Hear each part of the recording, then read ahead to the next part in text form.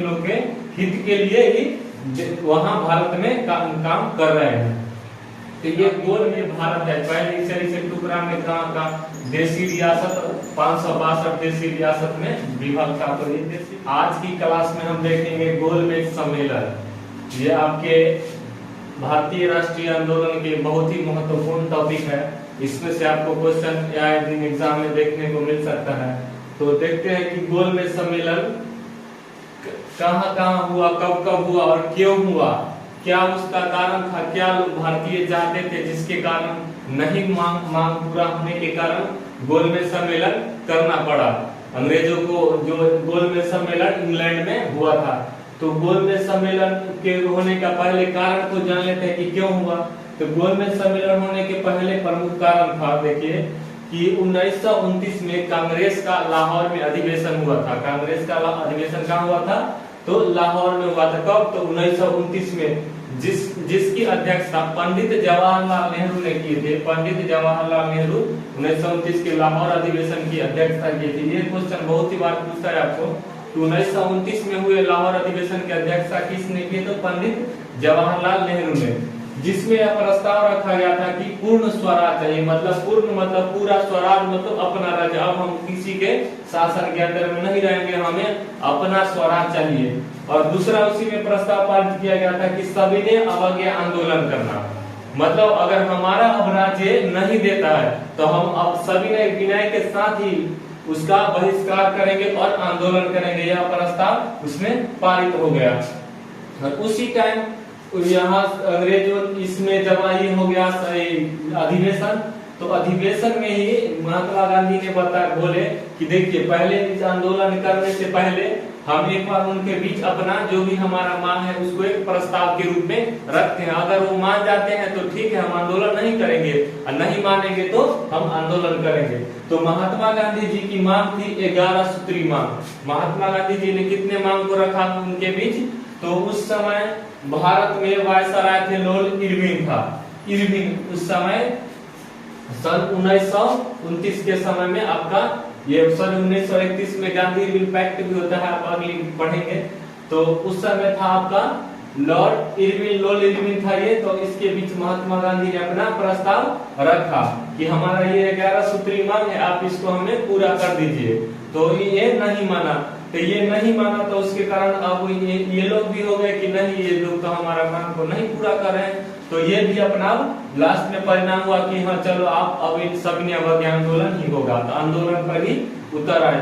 तो देख लेते हैं कि महात्मा गांधी जी की कौन कौन सी मांग थी जिसके कारण वो लोग एग्री नहीं हुए देने के लिए।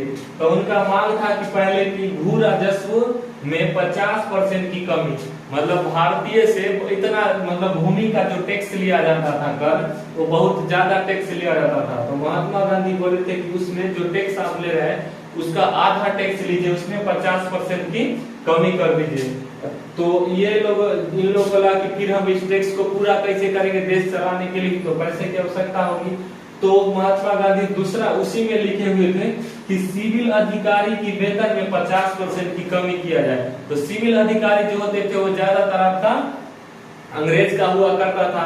तो वो महात्मा गांधी जी बोले कि उस सिविल अधिकारी को तनख्वाह बहुत ज्यादा है, उसका तनख्वाह में आधा कमी कर दिया जाए। तो 50% की कमी का मांग उसी में किए थे। तीसरा उसमें किए थे कि सैनिक खर्चे 50% की कमी की जाए। तो उस समय जो था सैनिक था वो अंग्रेज का सैनिक था, तो सैनिक को मजबूत कर रखा था, इसीलिए देश को गुलाम बनाने में ज्यादा सक्षम था। किसी भी देश का सैनिक जितना मजबूत होता है उतना देश मजबूत होता है। तो वो जो था अंग्रेज, वो अपना सैनिक को बहुत ज्यादा मजबूत कर रखा था, उस पर खर्च बहुत ज्यादा कर रहा था। तो महात्मा गांधी बोले कि उनमें 50% की उनका खर्च में कमी कर दिया जाए। चौथा था कि महात्मा गांधी जी बोले कि नमक कर को समाप्त कर दिया जाए। इसमें था एक नमक कर की, नमक पर टैक्स, उस समय नमक पर भी टैक्स लगने लगा था, बहुत ज्यादा टैक्स नमक पर भी ले रहे थे। तो बोले कि नमक का टैक्स समाप्त कर दिया जाए। उसके बाद 5वां नंबर है कि राजनीतिक बंदी को रिहा कर दिया जाए। तो राजनीतिक बंदी कौन थे? जैसे कि आप रॉ एक्ट में देखे थे कि बिना किसी भी जुर्म का संदेह के आधार पर इसी को अरेस्ट करके जेल में बंद कर दिया जाता था। तो कुछ जो अपने प्रमुख नेता थे वो भी जेल में बंद हो गए थे। तो उसे बताएं कि राजनीतिक बंदी जो भी है वो उसको भी बंद कर दिया जाए, जिसके अंतर्गत आपके भगत सिंह जो थे वो भी उसी टाइम में जेल में बंद थे। तो उनका प्रस्ताव में ये रखे, लेकिन वो माना ही नहीं, तो राजनीतिक बंदी को रिहा कर दिया जाए। और अगला था प्रस्ताव कि नशीली वस्तु को बिक्री बंद कर दिया जाए। तो नशीला वस्तु ज्यादा वो लोग बेचता था भारत में, तो उससे उसको ज्यादा इनकम होता था, तो इसीलिए महात्मा गांधी नशीली वस्तु को भी बंद करने की उसमें मांग रखे थे। चौथा था, सातवां था आपका कि सीआईडी विभाग को समाप्त कर दी जाए। सीआईडी क्या होता है? ये एक खुफिया विभाग होता है जो गुप्त जानकारी को लेकर के अंग्रेजों को देता था। तो ये जो सीआईडी विभाग था ये भारतीय के खिलाफ था। जो भारत के व्यक्ति किसी भी तरह का देश आजाद करने के लिए जो भी ये षड्यंत्र करते थे, तो ये सीआईडी विभाग जानकारी लेकर के उसको दे देता था। तो इसीलिए ये सीआईडी विभाग को समाप्त करने के लिए उसमें प्रस्ताव में मांग किए थे। उसके बाद 8वां मांग था कि आय में कमी की जाए। मतलब जो विदेश से जो भी आ रहा है सामान उसमें कमी करने के लिए कहा था। क्यों? क्योंकि विदेश से जो वस्तु आता था उस पर तो टैक्स वो लोग कम लगाते थे, लेकिन भारतीय जो वस्तु थे उस पर ज्यादा टैक्स लगाते थे। तो ज्यादा टैक्स लगने के कारण भारतीय वस्तु हो जाते थे महंगा, और विदेश वाला पर नहीं टैक्स लगता था, तो विदेश की वस्तु था सस्ता। तो विदेश की वस्तु का बिक्री बहुत ज्यादा हो जाता था और भारतीय वस्तु का बिक्री होता ही नहीं था। तो जब आयात बंद हो जाएगा तो अपने ऑटोमेटिक है भारतीय सामान बिक्री होगा। तो इसीलिए वो आयात पर भी लगाए थे कि आयात को समाप्त कम किया जाए। और 9वां था कि भारतीयों को अस्त्र रखने का लाइसेंस दिया जाए। मतलब अस्त्र मतलब अपनी सुरक्षा के लिए बोले थे कि अस्त्र रखने का लाइसेंस दे दिया जाए। और 10वां था कि तटीय यातायात विधेयक पारित किया जाए। तटीय यातायात विधेयक मतलब देखिए, जैसे ये भारत है, भारत का तटीय है, यहाँ पर नदी इधर आपका, यहाँ आपका बंगाल की खाड़ी है, यहाँ आपका बंगाल की खाड़ी है और यहाँ अरब सागर है आपका।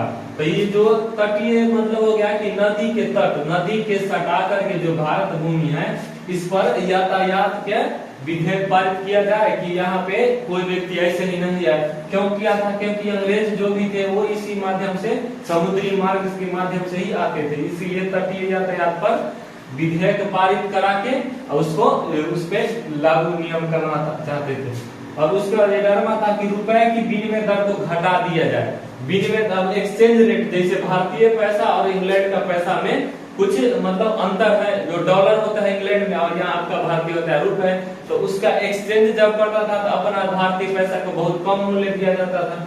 तो वही विनिमय दर को घटा देने की बात कहा गया है। जब लॉर्ड इरविन ने महात्मा गांधी की 11 सूत्री मांगों को नहीं माना, लेकिन वो मांग को जब पढ़ा तो उसने देख करके 11 सूत्री मांगों को उन लोगों को लगने लगा कि अब हम भारत में ज्यादा दिन तक शासन नहीं कर पाएंगे। अगर ज्यादा दिन शासन करना है तो भारतीयों को अपने साथ शामिल करना होगा, उनका सहानुभूति हासिल करना होगा। तो उनको लगने लगा ये, तो फिर उन्होंने सोचा कि अब सहानुभूति हासिल करने के लिए क्या किया जाए। तो फिर वे गोलमेज सम्मेलन बुलाएगा लंदन में।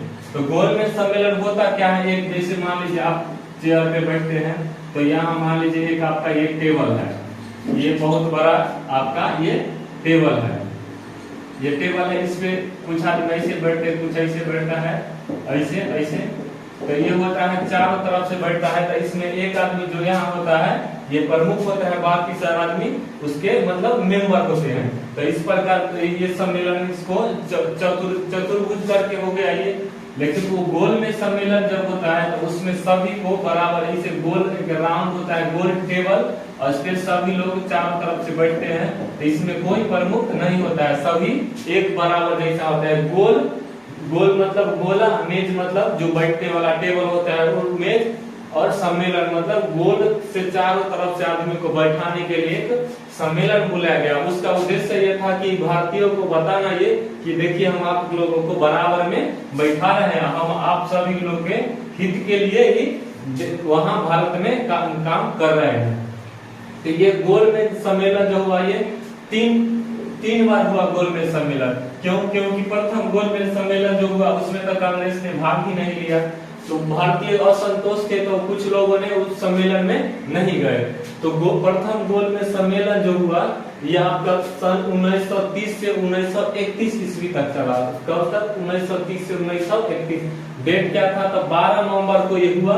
12 नवंबर 1930 से 19 जनवरी 1931 ईस्वी तक ये सम्मेलन मतलब चला। ये सम्मेलन हुआ कहाँ था? तो ये लंदन के saint James palace London England में ही ये सम्मेलन किया गया और यहाँ से भारतीयों को वहां बुलाया गया। जो प्रमुख नेता थे उस समय के, तो उन लोगों को बुलाया गया वहां पे कि आइए आपकी क्या समस्या है हम सुनते हैं और उसका समाधान करने का प्रयास करेंगे। तो बुलाया वहां। तो उस समय आपको क्वेश्चन परीक्षा में पूछेगा कि ब्रिटिश का सम्राट कौन था? वहां ब्रिटिश में होता था सम्राट होता था, जो जिसको मतलब वहां का, जैसे अपना देश में राष्ट्रपति होता है, प्रधानमंत्री होता है, तो वहां अपना देश में प्रमुख होता है, कार्यकारी प्रमुख प्रधानमंत्री होता है, वहीं वहां प्रमुख कार्यकारी होते हैं राष्ट्रपति। तो वहां राष्ट्रपति जो है वो ब्रिटिश का सम्राट था उस समय, जॉर्ज पंचम था ब्रिटिश का सम्राट। और प्रधानमंत्री थे आपके रैमजे मैकडोनाल्ड। ये देखिए बहुत ही इंपॉर्टेंट है, आपको ये देखने को मिलेगा आपको कि प्रधानमंत्री जिस समय प्रथम गोलमेज सम्मेलन हुआ उस समय ब्रिटेन का प्रधानमंत्री कौन थे? तो कौन थे? तो रैमजे मैकडोनाल्ड थे। उस समय भारत में वायसराय कौन था? जिन्होंने ये वहां पे सूचना दिया कि भारतीय उग्र हो गए हैं कि अब नहीं मान रहे, तो वहां पे जब मिला सूचना तो वो सम्मेलन बुलाए। तो उस समय जो वायसराय था वो वायसराय था लॉर्ड इरविन था। ये आपका इरविन था वायसराय। और उस सम्मेलन जो होगा उसमें कुल सदस्य आपके 89 सदस्य ने भाग लिए। 89 सदस्य ने आपको भाग लिए उस सम्मेलन में, जिसमें आपके 16 ब्रिटिश के थे और आपके 16 यहीं के थे। आपका भारतीय जो देशी रियासत जहाँ पहले ये देश पहले जैसे अभी ना ये भारत है, पहले इसे टुकड़ा में का देशी रियासत 562 देशी रियासत में विभाग था। तो ये देशी रियासत थी, उस देशी रियासत के 16 देशी रियासत के राजा भाग लिए थे और ब्रिटिश भारत के 57 लोग भाग लिए थे। ब्रिटिश भारत क्या है कि ब्रिटिश के लोग जो भारत में रह रहे थे, मतलब वहां से सिविल अधिकारी सब वहां से भेजता था भारत में शासन करने के लिए। तो वो लोग जो रहते थे वो थे ब्रिटिश भारत के 57 लोग उसमें भाग लिए थे। इस सम्मेलन में कांग्रेस की मांग थी 11 सूत्री मांग, जिस मांग को पूरा किए ही नहीं, जिस वजह से कांग्रेस ने इस सम्मेलन में भाग नहीं लिए। आपको क्वेश्चन पूछेगा, बहुत इंपॉर्टेंट क्वेश्चन है ये कि डॉक्टर भीमराव अंबेडकर तीनों गोलमेज सम्मेलन में भाग लिए। पूछा कि कौन व्यक्ति थे जो तीनों गोलमेज सम्मेलन में भाग लिए? तो डॉक्टर भीमराव अंबेडकर थे, जो दलित वर्ग के नेता थे, वो तीनों गोलमेज सम्मेलन में भाग लिए।